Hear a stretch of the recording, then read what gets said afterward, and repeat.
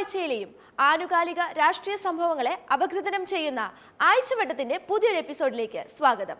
American പ്രസിഡന്റായി Donald Trump എത്തിയതോടെ India അടക്കമുള്ള ലോകരാജ്യങ്ങൾ കാത്തിരുന്നത് എന്തെല്ലാം നിർണായകമായ പ്രഖ്യാപനങ്ങൾ ഉണ്ടാകും എന്നായിരുന്നു. ഇതിനോടകം തന്നെ പല പ്രഖ്യാപനങ്ങളും ഉണ്ടാവുകയും ചെയ്തു. കുടിയേറ്റ നിയമങ്ങളിൽ അടക്കം വരാൻ പോകുന്ന മാറ്റങ്ങളെക്കുറിച്ച് പല കിംവദന്തികളും പുറത്തു വന്നുകൊണ്ടിരുന്നു. എന്നാൽ ഈ കിംവദന്തികളെ ശരിവെക്കും വിധത്തിലുള്ള ചില നിർണായക തീരുമാനങ്ങൾ ഇതിനോടകം ട്രംപ് പ്രഖ്യാപിക്കുകയും ചെയ്തു. ആദ്യപടിയായി അയൽ രാജ്യങ്ങളുടെ ഇറക്കുമതിയിൽ ഒരു കടും വെട്ടാണ് ട്രംപ് ഏർപ്പെടുത്തിയത്. അയൽ രാജ്യങ്ങളായ കാനഡ, മെക്സിക്കോ എന്നിവിടങ്ങളിൽ നിന്നുമുള്ള ഇറക്കുമതിക്ക് ഫെബ്രുവരി 1 മുതൽ 25% തീരുവ ചുമത്തുമെന്ന് അധികാരമേറ്റ ആദ്യ ദിനം തന്നെ ട്രംപിന്റെ പ്രഖ്യാപനം വന്നു. സത്യപ്രതിജ്ഞ ചെയ്ത് അധികാരമേറ്റെടുത്ത് മണിക്കൂറുകൾക്കുള്ളിലാണ് യുഎസിന്റെ 2 പ്രധാന വ്യാപാര പങ്കാളികൾക്കെതിരെ ട്രംപ് ഭീഷണി മുഴക്കിയത്. അമേരിക്കയിലേക്കുള്ള നിയമവിരുദ്ധ കുടിയേറ്റവും മയക്കുമരുന്ന് കടത്തും തടയുന്നതിൽ കാനഡയും മെക്സിക്കോയും പരാജയപ്പെട്ടുവെന്ന് ട്രംപ് ആരോപിക്കുകയും ചെയ്തു. അമേരിക്കൻ തൊഴിലാളികളെയും കുടുംബങ്ങളെയും സംരക്ഷിക്കുന്നതിനായി വ്യാപാര വ്യവസ്ഥയിൽ വലിയ മാറ്റം കൊണ്ടുവരുമെന്ന് ട്രംപ് നേരത്തെ പ്രഖ്യാപിച്ചിരുന്നു. മറ്റ് രാജ്യങ്ങളെ സമ്പന്നമാക്കാൻ നമ്മുടെ പൗരന്മാർക്ക് നികുതി ചുമത്തുന്നതിന് പകരം നമ്മുടെ പൗരന്മാരെ സമ്പന്നമാക്കാൻ വിദേശ രാജ്യങ്ങളിൽ നിന്ന് നികുതി ചുമത്തുമെന്ന് ട്രംപ് പറഞ്ഞിരുന്നു. യുഎസിന്റെ സുവർണകാലം തുടങ്ങിയെന്ന പ്രഖ്യാപനവുമായാണ് 47ാം പ്രസിഡന്റ് ഡൊണാൾഡ് ട്രംപ് ഭരണം ആരംഭിച്ചത് തന്നെ. യുഎസിനെ പൂർണ്ണമായി വീണ്ടെടുക്കാൻ ഇനിയും ചരിത്രപരമായ എക്സിക്യൂട്ടീവ് ഉത്തരവുകളിൽ ഒപ്പുവെക്കുമെന്നും ട്രംപ് പ്രഖ്യാപിക്കുകയും ചെയ്തിട്ടുണ്ട്. അമേരിക്കൻ പ്രസിഡന്റായി സത്യപ്രതിജ്ഞ ചെയ്ത് അധികാരമേറ്റതിന് പിന്നാലെ സുപ്രധാന ഉത്തരവുകളിൽ ഒപ്പുവെക്കാൻ ട്രംപ് യുഎസ് മെക്സിക്കോ അതിർത്തിയിൽ അടിയന്തരാവസ്ഥ പ്രഖ്യാപിച്ചുകൊണ്ടുള്ള എക്സിക്യൂട്ടീവ് ഓർഡറിൽ ഒപ്പുവെക്കുമെന്ന് ട്രംപ് തന്റെ പ്രസംഗത്തിൽ പറഞ്ഞു.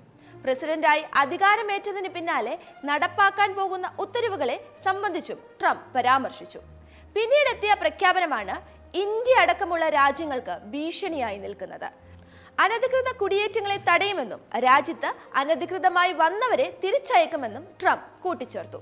കഴിഞ്ഞ സർക്കാർ രാജ്യത്ത് അനധികൃതമായി കുടിയേറിയവർക്ക് സംരക്ഷണമൊരുക്കി വിദേശ അതിർത്തികളുടെ പ്രതിരോധത്തിന് പണം നൽകിയെന്നും അതേസമയം സ്വന്തം അതിർത്തികൾ പ്രതിരോധിക്കാൻ ഇടപെട്ടില്ലെന്നും ട്രംപ് പറഞ്ഞു.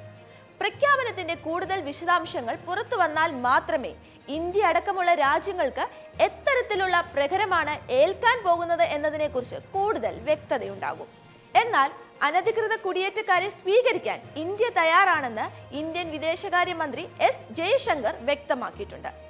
ഇപ്പോൾ അനധികൃത കുടിയേറ്റങ്ങൾ തടയാനുള്ള പ്രഖ്യാപനമാണ് ഉണ്ടായിട്ടുള്ളതെങ്കിലും ഭാവിയിൽ നിയമപരമായ കുടിയേറ്റങ്ങൾക്ക് മേലും എത്തരത്തിലുള്ള നിബന്ധനകളാണ് ഏർപ്പെടുത്തുന്നതെന്നത് കാത്തിരുന്നറിയേണ്ടതുണ്ട്. ഒപ്പം തന്നെ വിവിധ രാജ്യങ്ങളിൽ നിന്നെത്തിയ കുടിയേറ്റക്കാരുടെ മക്കൾക്ക് ജന്മനാ ലഭിക്കുന്ന പൗരത്വം ഇനി മുതൽ ലഭിക്കില്ല എന്നത് ഇന്ത്യ അടക്കമുള്ള രാജ്യങ്ങളിൽ നിന്നെത്തിയവർക്ക് വെല്ലുവിളിയാണ്. അതേസമയം ട്രംപിന്റെ പ്രഖ്യാപനങ്ങളും തീരുമാനങ്ങളും അമേരിക്കയിലെ ജനങ്ങൾക്കും ഭീഷണിയാകുന്നുണ്ട്. അതിലൊന്നാണ് ഇനി രാജ്യത്ത് സ്ത്രീ അല്ലെങ്കിൽ പുരുഷൻ എന്നീ 2 വിഭാഗങ്ങൾ മാത്രമേ ഉണ്ടാകൂ എന്ന പ്രഖ്യാപനം. മറ്റ് ലിംഗങ്ങൾ നിയമപരമായി അനുവദിക്കില്ല എന്നും ട്രംപ് വ്യക്തമാക്കി.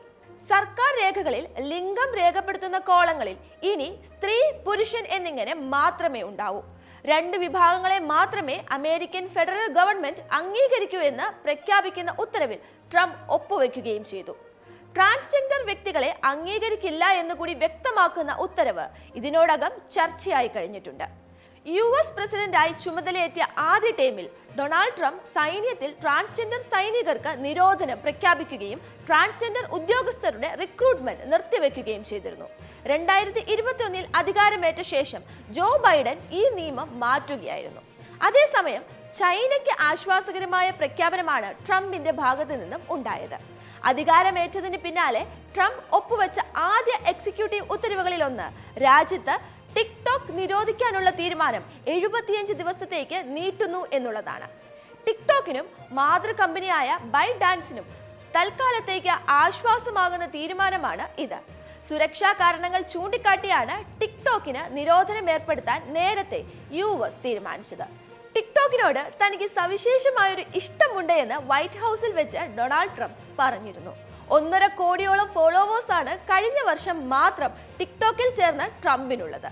യുവാക്കളുടെ വോട്ട് തനിക്ക് ലഭിച്ചത് ടിക്ടോക്കിന്റെ സഹായത്തോടെയാണ് എന്നും ട്രംപ് പറഞ്ഞു. 2024 ഏപ്രിലാണ് ടിക്ടോക്ക് നിരോധിക്കാനുള്ള നിയമം US പാർലമെന്റ് പാസാക്കിയത്. ടിക്ടോക്ക് ഉപയോഗിക്കുന്ന US പൗരന്മാരുടെ വിവരങ്ങൾ ചൈന ചോർത്തുന്നു എന്ന ആശങ്കയായിരുന്നു അമേരിക്കയെ നിരോധനത്തിലേക്ക് നയിച്ചത്. എന്നാൽ ചൈനയുടെ നിലവിലെ ആശ്വാസത്തിന് എത്രമാത്രം ആയുസ്സുണ്ട് എന്നത് കാത്തിരുന്ന് കാണേണ്ടതാണ്. അതേസമയം ചൈനയ്ക്ക് മേൽ പുതിയ ഇറക്കുമതി തീരുവ ഏർപ്പെടുത്തിയിട്ടുണ്ട്. എന്നാൽ ദീർഘനാളായി തുടരുന്ന റഷ്യ-യുക്രൈൻ യുദ്ധം അവസാനിപ്പിക്കാൻ ട്രംപ് മുൻകൈ എടുക്കുമോ എന്നാണ് ഇപ്പോൾ ലോകം ഉറ്റുനോക്കുന്നത്. യുദ്ധം അവസാനിക്കണമെന്ന് ഇരു കൂട്ടർക്കും ആഗ്രഹമുണ്ട്. ഏതു രീതിയിൽ ധാരണയാകുമെന്നാണ് ഇനി അറിയാനുള്ളത്.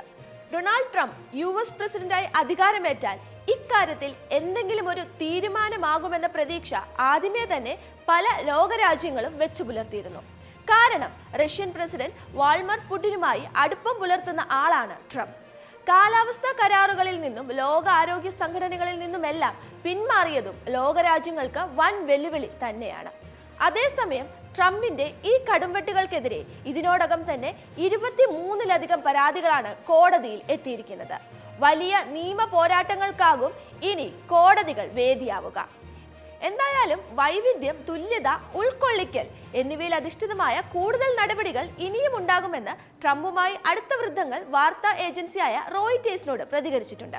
പുതിയ പ്രഖ്യാപനങ്ങൾ ഇന്ത്യൻ കുടിയേറ്റക്കാർക്കും വിദ്യാർത്ഥികൾക്കും വെല്ലുവിളി ഉയർത്തുമോ എന്നത് ഒരു ചോദ്യമായി അവശേഷിക്കുകയാണ്.